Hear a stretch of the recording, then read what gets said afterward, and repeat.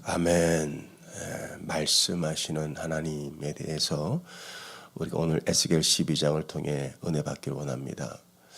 제가 2024년도에 달라스 교회 협의회 회장으로 섬기면서 또 중요한 사역 중에 하나가 내년도에 우리 연합부흥의 강사님을 결정하고 초청하는 것입니다.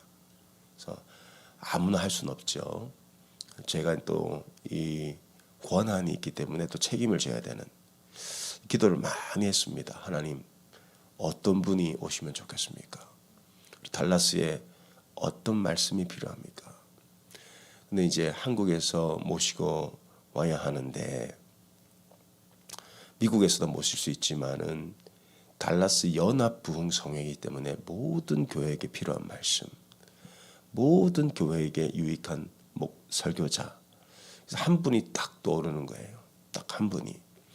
그분이 이제 한국에서 최근에 그 10.27, 10월 27일에 100만 우리 그리스도인들이 모여서 차별금지법 그 대표 설교하신 박한수 목사님, 그분이 생각이 나요.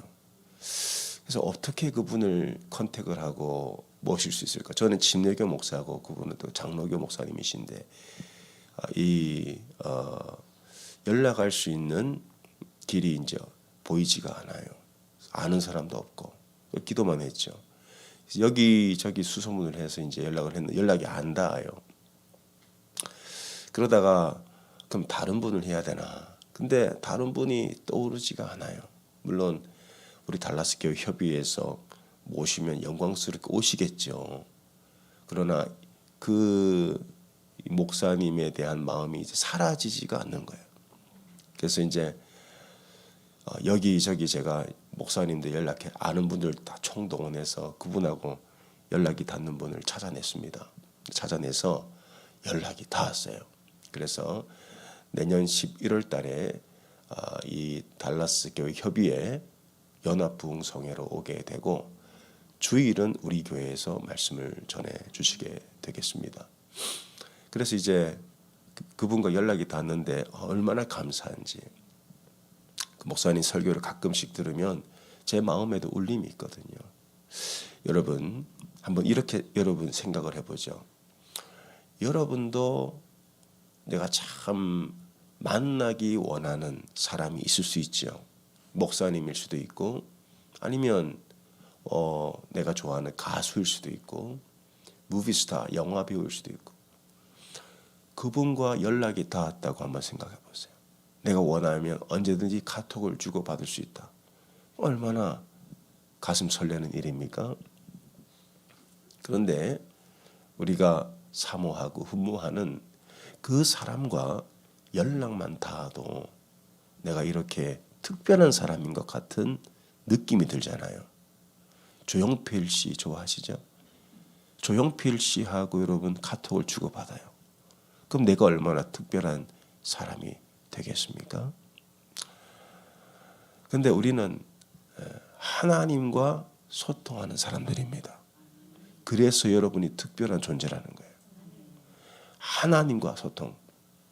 자, 하나님이 세상을 말씀으로 창조하셨습니다.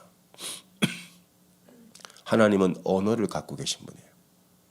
그리고 이 세상의 피조물들을 창조하셨는데 유일하게 인간에게만 언어를 주셨어요. 언어. 그래서 하나님도 언어가 있으시고 인간도 언어가 있기 때문에 하나님과 인간은 소통하는 관계입니다. 그래서 하나님은 인간을 소통하는 존재로 창조하셨어요. 그래서 우리는 원래 에덴 동산에서 늘 하나님과 동행하고 교제하고 소통할 수 있는 유일한 존재.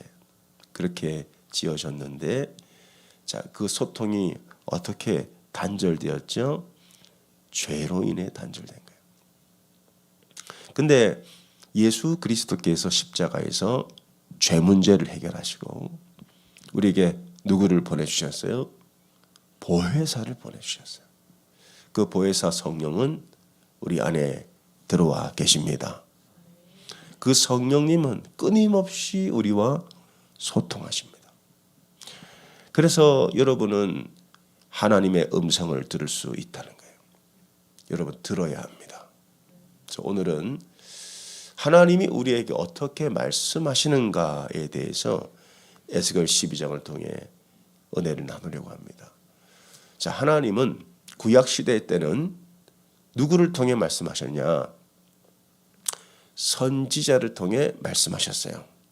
왜냐하면 구약 시대 때는 죄 문제가 완전히 해결되지 않았어요. 신약 시대 우리는 내가 성전이래요. 그래서 나에게 직접 말씀하시는데 구약 시대 때는 죄 문제 때문에 선지자를 통해서 말씀하셨단 말이에요. 근데 구약에서도 하나님은 말씀하시는 분이시고 신약 성도인 우리들도 말씀하시는 분이신데 구약은 선지자를 통해 신약은 보혜사 성령을 통해 말씀하시는데 채널이 다를 뿐 말씀하시는 하나님은 같은 하나님이시라는 거예요. 어떻게 말씀하시는가? 에스겔에서는 하나님이 에스겔 선지자를 통해 음성을 주십니다. 음성. 그래서 자, 에스겔에게 내 백성에게 말하라. 그래서 말씀이란 음성을 주셨어요. 근데 에스겔이 이스라엘 백성을 향해서 하나님의 말씀이다 선포했단 말이에요. 근데 그들이 듣습니까? 안 듣습니까? 안 들어요. 이게 아무리 에스겔이 날이 30살쯤에 하나님의 음성, 묵시를 듣고 이스라엘에게 외쳐도 그들은 듣지 않더라는 거예요. 그래서 하나님이 어떻게 하시냐면은 에스겔에게 행위 예언을 하게 하십니다. 말씀은 안 들으니까 에스겔아 이런 행위를 해서 보여줘라 그래요. 그래서 에스겔서를 보면 1차 행위 예언이 나오는데 그게 이제 5장에 나옵니다.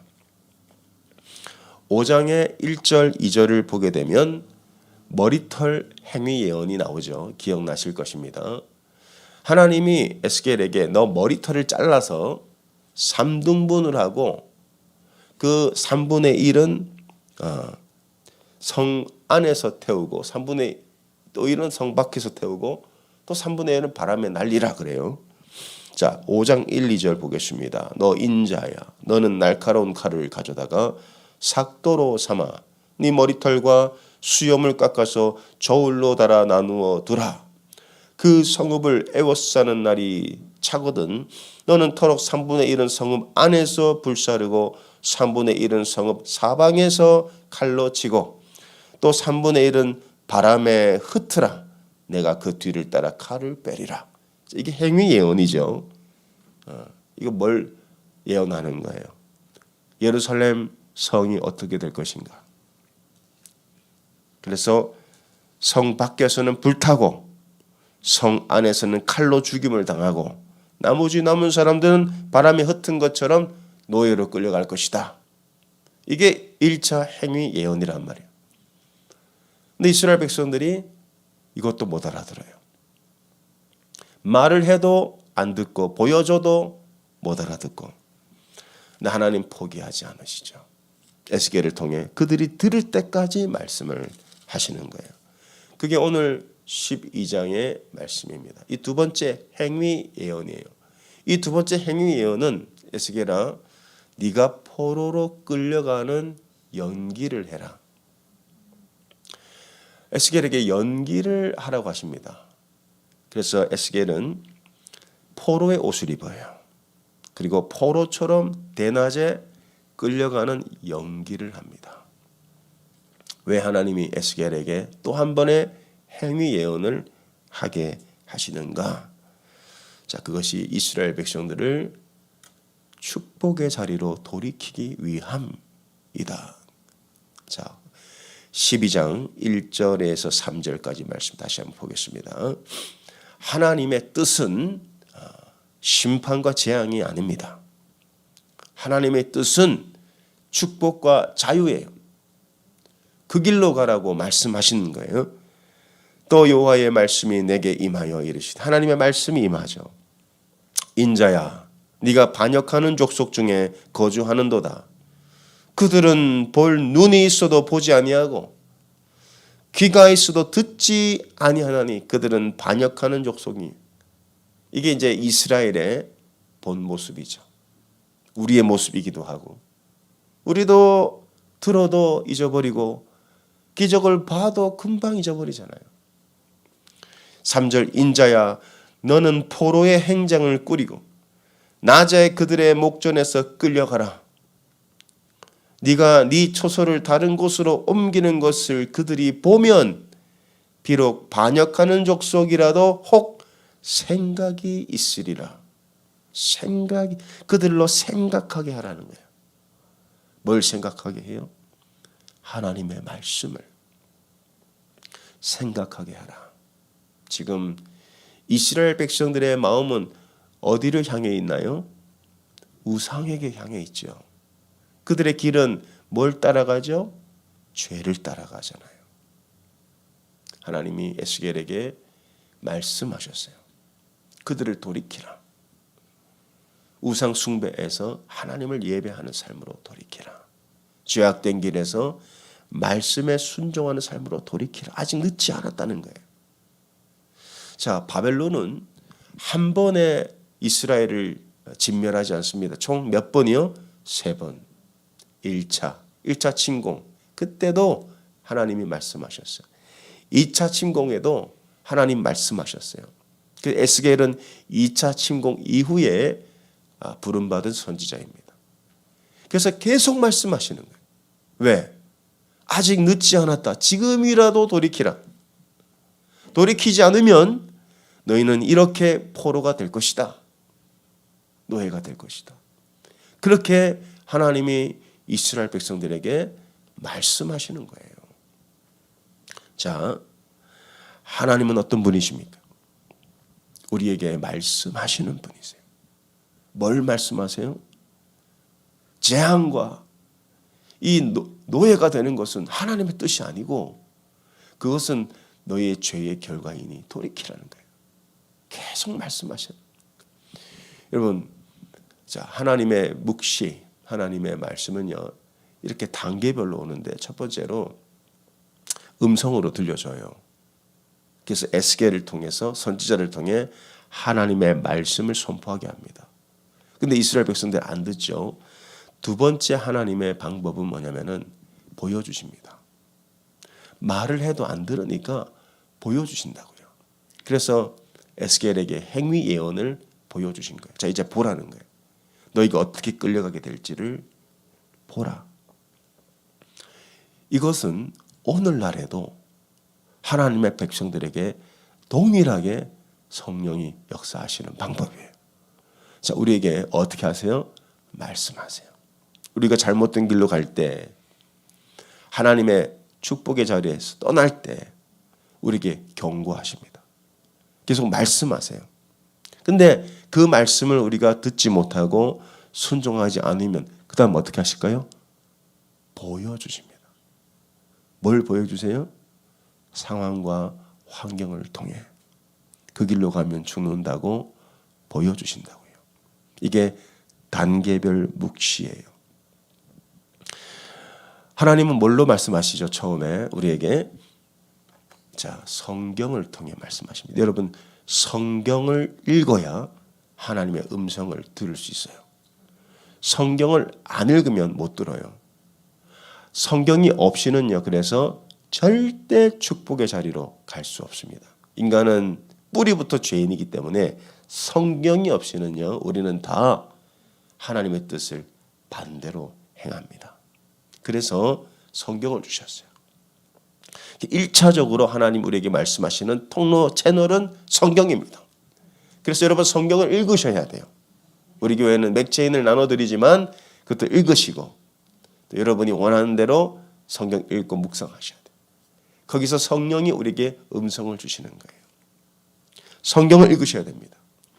두 번째로 말씀하시는 통로는 예배를 통해 말씀하십니다. 예배는 무엇입니까? 오늘처럼 우리가 예배를 드리죠. 하나님이 예수님께서 어떻게 예배를 드리라 그랬어요? 신령과 진정으로, 즉 영과 진리로. 그래서 예배는 반드시 설교가 동반되는 거예요.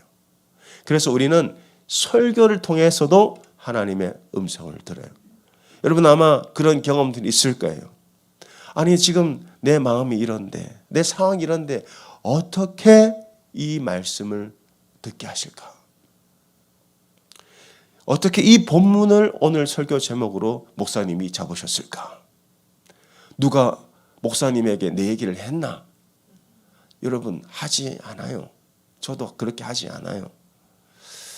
저는 말씀을 설교를 준비할 때 철저하게 기도하고 성경을 몇 번이고 묵상하고 주석을 보고 내가 제대로 해석했는지 안 했는지 또 확인하고 그렇게 해서 준비를 합니다. 여러분 상황들 제가 몰라요. 근데 설교하고 예배가 끝나고 나면 간혹 이런 분들 계세요. 목사님, 오늘 말씀은 저에게 주신 말씀입니다. 예, 제가 한 게 아니고 누가 하신 거예요? 성령이 말씀을 통해 역사하신 겁니다. 그래서 1차적으로는 여러분 말씀 읽으셔야 되고 2차적으로는 모든 예배에 나오셔서 성령이 내게 어떤 말씀을 하시는지를 귀 기울여 들으셔야 돼요. 그래도 안 된다고 하면 하나님 어떻게 하시냐면은 환경을 만드세요. 상황과 환경을 통해 하나님의 뜻을 보여주십니다. 이걸 보여. 그래서 가끔씩요 우리 삶 가운데 어떤 내가 원하지 않는 일이 발생하는 거예요. 히브리서 12장 3절에서 5절까지 보겠습니다. 우리의 삶 속에 좋은 일만 생기냐, 기쁜 일만 생기냐, 그게 아니죠. 히브리서 12장 3절에서 5절 보겠습니다. 저희 성경 신약 366면이에요. 자, 우리는 하나님은 소통하시는 하나님, 말씀하시는 하나님이시라는 것을 꼭 여러분 기억하시고 주님과 교제하시길 바랍니다. 히브리서 12장 3절에서 5절입니다. 자, 우리의 삶 속에 하나님이 성경을 통해 말씀하시고 설교를 통해도 말씀하시는데 어떤 환경을 통해 말씀하실 때가 있단 말이에요. 근데 그럴 때는 대부분 어떨 때인가? 자, 히브리서 12장 3절에서 5절 봅니다. 너희가 피곤하여 낙심하지 않기 위하여 죄인들이 이같이 자기에게 거역한 일을 참으신 일을 생각하라. 자, 죄가 나와요. 하나님은 우리의 죄를 오래 참으십니다. 근데 계속 참지는 않으세요. 왜? 그렇게 우리가 죄 가운데 살면 결국 죄의 노예가 되어서 죄가 생산해내는 세 가지 재앙이 있다 그랬어요. 죄가 뭘 생산해내요? 하나님과 단절. 두 번째, 환경과 상황의 재앙. 땅이 엉겅퀴를 낸다 그랬어요. 세 번째, 질병과 죽음. 이게 이제 죄가 생산해내는 거란 말이에요. 계속 우리가 죄 가운데 살면 그렇게 하나님의 주시는 축복된 삶이 아니고 죄로 점철된 정말 어둡고 정말 고통이 가득한 삶을 살게 되기 때문에 자, 하나님이 그 죄를 참으시긴 하지만 끝까지 참지 않으십니다. 자, 4절 보겠습니다. 너희가 죄와 싸우되 아직 피 흘리기까지는 대항하지 않았다는 거예요. 여러분, 죄는 용서받습니다. 그러나 죄가 우리가 천국 가는데 예수님께서 모든 죄를 소멸하셨기 때문에 죄 용서받고 천국 가요. 근데 천국 가는 그날까지 죄 가운데 살면 그 죄가 주는 재앙들이 있다고요. 그래서 죄와 싸우라는 거예요. 싸우는데 끝까지 안 싸우면 어떻게 돼요? 자, 보세요. 말씀을 보겠습니다. 죄와 싸우되 아직 피 흘리기까지는 대항하지 않았다는 거예요. 자, 그러면 하나님 어떻게 하세요? 5절에 누구에게 하듯이? 아들에게 하듯이. 자, 여러분 자녀가 있어요. 죄악된 길로 가요. 마약을 한다든지 도박을 한다든지 맨날 컴퓨터 게임에 중독된다든지 그러면 가만히 놔두겠습니까? 그러지 않으실 거예요. 5절 또 아들들에게 권하는 것 같이 너희에게 권면하신 말씀도 잊었도다. 그럼 어떻게 해요? 하지마 하지마 그렇게 하면 안 돼. 계속 말하죠. 경고할 거 아니에요. 근데 그 말도 안 들어요. 말씀도 잊었도다. 그럼 일러스되 내 아들아. 그 다음부터 하나님 어떻게 하세요? 주의 징계하심을 경히 여기지 말며 그에게 꾸지람을 받을 때 낙심하지 말라. 말해도 안 들으면 어떻게? 회초리 드는 거예요. 6절 주께서 그 사랑하시는 자를 어떻게 해요? 징계하시고 그 받아들이시는 아들마다 채찍질하십니다. 자, 우리는 죄사함을 받아서 천국 갑니다. 여기에서 여러분 확신을 가지셔야 돼요. 근데 우리 육체가 어때요? 여전히 죄악된 육체 안에 살잖아요. 이 육체는 자꾸 우리를 죄로 끌고 간다고요. 죄를 지을 때마다 죄사함은 받지만 죄의 삭슨 사망, 죄값은 우리가 치르는 겁니다. 그 죄가 주는 힘이 있어요. 죄가 불러들이는 재앙이 있다고요. 그래서 죄를 짓지 말라는 거예요. 그래서 우리가 죄 가운데 계속 살게 되면 죄가 불러들이는 재앙이 있고, 그러면 순종은 뭘 불러들여요? 축복을 불러들이죠. 그래서 죄를 지을 때 하나님 말씀하시다가 말씀해도 안 들어요. 그러면 어떻게? 상황과 환경을 통해 우리에게 보여주시는 거예요. 그래서 여러분, 나의 상황과 환경을 절대 가볍게 여기지면 안 돼요. 하나님 우리에게 말씀을 하시기도 하시지만 보여주시기도 하십니다. 때로는 귀로 말씀하시지만 눈으로 말씀하시기도 해요. 어떤 상황과 환경을 통해서. 특별히 우리가 하나님 기뻐하지 않는 삶을 살아갈 때 그때 잘 여러분 보셔야 돼요. 왜 내게 이런 일이 일어났지? 하나님 나에게 뭘 원하시지? 내가 어떻게 살기를 원하시지? 그때 여러분 하나님의 뜻을 아셔야 됩니다. 아니면요, 그 상황과 환경은 절대 나아지지 않아요. 돌이키라고 하시는 거예요. 하나님이. 돌이켜라. 돌이켜라. 우상 숭배를 그만두고 하나님의 말씀으로 돌이켜서 순종해라. 그래서 하나님은 우리를 사랑하시기 때문에, 우리를 아들로 여기시기 때문에 말씀하시기도 하지만 때로는 징계하시고 때로는 채찍질도 하신다는 거예요. 왜냐? 우리를 아들로 여기시고 아들을 축복하기 위해서예요. 자, 그래서 그러면 여러분, 하나님은 우리에게 소통하시는 분이십니다. 말씀하시고 또 상황과 환경을 통해 보여주시고. 자, 그러면 우리가 어떻게 분별하죠? 이게 하나님의 음성인지, 이게 하나님 내게 주시는 상황인지, 아니면 그냥 우연히 발생한 것인지 뭘로 여러분 분별하시겠어요? 자, 분별하는 방법을 알려드리겠습니다. 하나님의 뜻, 하나님의 음성, 내게 일어나는 상황들이 하나님의 말씀인지 아닌지를 어떻게 분별하냐? 첫 번째, 기쁨이에요. 기쁨. 기쁨이 있는 것은 하나님의 뜻입니다. 왜냐? 데살로니가전서 5장에 이렇게 얘기합니다. 항상 기뻐하라. 그것이 하나님의 뜻이라 그랬어요. 기쁨이 있을 때 여러분 제대로 가고 있는 거예요. 여러분, 죄를 한번 지어보면 안 되지만 짓게 되면요, 기쁨이 있습니까 없습니까? 죄악된 자리에. 쾌락은 있지만 기쁨은 없어요. 쾌락과 기쁨은 절대 같은 게 아닙니다. 육체의 쾌락을 따라 살지만 내 영혼에, 내 마음에 기쁨이 없다. 그건 하나님의 뜻이 아니에요. 하나님의 뜻은, 하나님이 우리에게 주시는 삶은 기쁨이에요. 생명입니다. 그래서 말씀대로 살면 기쁜 거예요. 우리가 뭘 많이 가지고 원하는 자리에 간다고 해서 기쁩니까? 그 기쁨도 있지만 절대 지속되지 않아요. 금방 신기루처럼 사라져버립니다. 그러나 하나님의 뜻대로 살면, 하나님의 말씀대로 살면 거기에는 기쁨이 있습니다. 이게 하나님의 뜻이에요. 그래서 여러분들이 어떤 걸 선택할 때 여러분들이 뭘 선택해야 될 때가 있잖아요. 어떤 걸 결정해야 될 때가 있죠. 그럴 때 기쁨이 있는지 없는지를 잘 분별하세요. 기쁨이 있는 것은 하나님이 주시는 마음이에요. 기쁨. 어제도 우리 교회에서 18분의 목사님 사모님이 오셨어요. 목사회.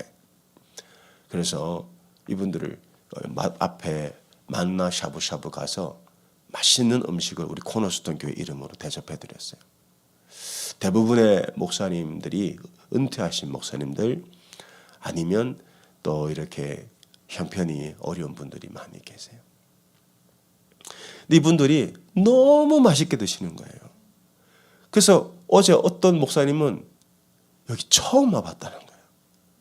여러분 다 가보셨죠? 샤브샤브. 근데 그분은 처음 오셨는데 얼마나 맛있게 드시는지, 얼마나 감사해 하는지요. 우리 꼭 얘기하래. 우리 코너스톤 교회 너무 고맙습니다.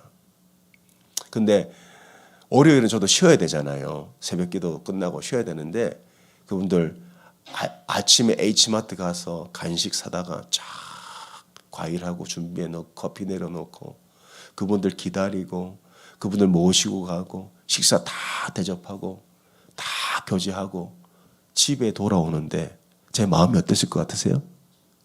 너무 기쁜 거예요. 우와, 너무 기쁘다. 진짜 기쁘다. 이렇게 남을 위해 사는 게 이렇게 기쁜 일이구나. 이 기쁨을. 그러니까 내가 뭔가를 소유해서 내가 뭔가를 어떤 존재가 되어서가 아니고 하나님의 말씀대로 사니까 기쁜 거예요. 이 기쁨은 쉽게 사라지지 않아요. 그리고 이 기쁨이 막 넘치잖아요. 그럼 피곤하지도 않아요. 기쁘면. 그리고 스트레스도 안 받아요. 기쁘게 사시기 바랍니다. 기쁨이 하나님의 뜻이에요. 기쁨. 그래서 여러분들이 어떤 일을 선택할 때 내가 손해보는 일이 있어도 내가 이건 내가 좀 굳이 하지 않아도 되는데 라고 해도 내 마음에 기쁨이 있다. 그건 하나님 뜻이라고. 교회에서 이번 성탄절이 됐는데 내가 음식이라도 하나 해갈까? 생각해보니까 기쁨이 있는 거예요. 이건 하나님 뜻이에요. 그러니까 하나님은 우리에게 기쁨을 주십니다. 근데 아무리 내가 할 수 있고 갈 수 있지만 내가 이걸 할 때, 이걸 행할 때, 이 길로 갈 때 기쁨이 없어. 그럼 여러분 기도해 보셔야 돼요. 하나님의 뜻인지. 두 번째, 우리가 하나님의 뜻을 분별할 수 있는 것은 감사가 있는지입니다. 감사가 있어야 돼요. 그래서 데살로니가 전서 5장 16절에 이렇게 얘기하죠. 항상 기뻐하라. 그 다음에 쉬지 말고 기도하라. 그 다음에 범사에 감사하라. 이것이 그리스도 예수 안에서 너희를 향한 하나님의 뜻이니라. 쉽죠? 하나님의 뜻은 감사예요. 감사. 우리가 어떤 일을 행할 때, 어떤 길을 갈 때, 어떤 중요한 걸 선택할 때 하나님께 감사할 수 있는 것을 하시면 돼요. 그게 하나님의 뜻이에요. 그래서 이렇게 사는 사람은요, 항상 감사가 넘쳐요. 근데 중요한 건요, 감사는 전염된다는 거 아세요? 내가 하나님께 막 감사하잖아요. 그러면 그 감사하는 것이 다른 사람에게도 전달돼요.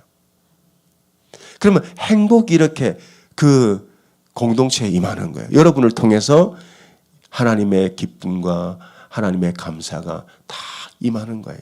거기에 하나님 나라가 임하는 겁니다. 거기에 천국이 임하는 거예요. 그래서 하나님이 우리에게 말씀하시는 거예요. 그 죄악된 길에서 돌이켜서 내가 주는 기쁨을 맛보라. 항상 감사하며 살라. 그러면 거기에 형통함이 있다. 축복이 있다. 자, 하나님 우리에게 말씀하신 하나님이십니다. 왜 말씀하십니까? 우리가 잘못된 길로 갈 때 말씀하시는 거예요. 거기는 축복이 없고 내가 주는 축복으로 돌아가라.